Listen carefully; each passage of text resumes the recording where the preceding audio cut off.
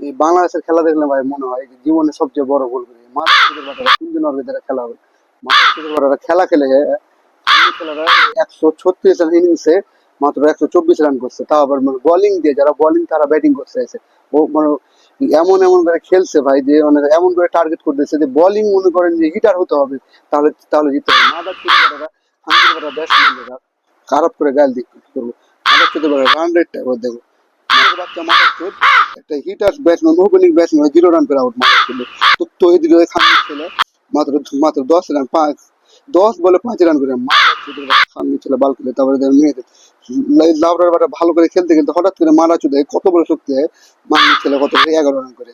আবার কি হাসান ইয়াকে নতুন মানে ব্যাটসম্যান নিলে ভালো করে নতুন আসেন, খাঙ্গি ছেলে গিয়ে খাঙ্গি ছেলে হামলে দিল। তা কি একে কি বলবো, এই তো যা মোটামুটি খেলছে ভালো।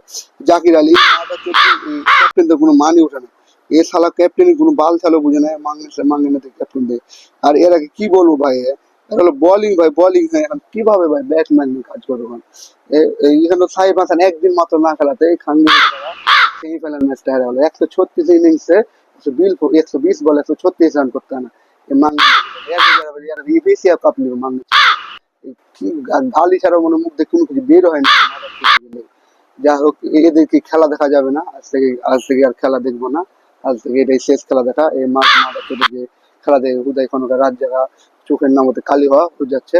এদের খেলা দেখানোর থেকে আজ থেকে এদের খেলা এখান থেকে শেষ সমাপ্ত। এদের খেলা ভাই যারা মানে ক্রিকেটার লাভার আছেন ভাই, ভাই ক্রিকেট লাভার থেকে কোনোদিনও আপনাদের কোনোদিনও ভালো কিছু মনে করেন করে দেবেন। কিভাবে জিতে ম্যাচ হারতে হয় ভালো করে জানে। এই জন্য ভাই ক্রিকেট থেকে চিরতরের মতো বিদায় ভাই। এই ক্রিকেট খেলা থেকে আর থেকে শেষ। বাংলাদেশের ক্রিকেট খেলা আর দেখবো না। শপথ করলাম ভাই আর কোনোদিনও ক্রিকেট খেলা দেবো না। কোনোদিনও আর খেলা দেবো। এই খেলা দেখা থেকে সব বিরত থাকেন ভাই। কিছু ভালো লাগে না বলতে ভাই, এদের আর কি বলবো, যা থাকেন ভালো।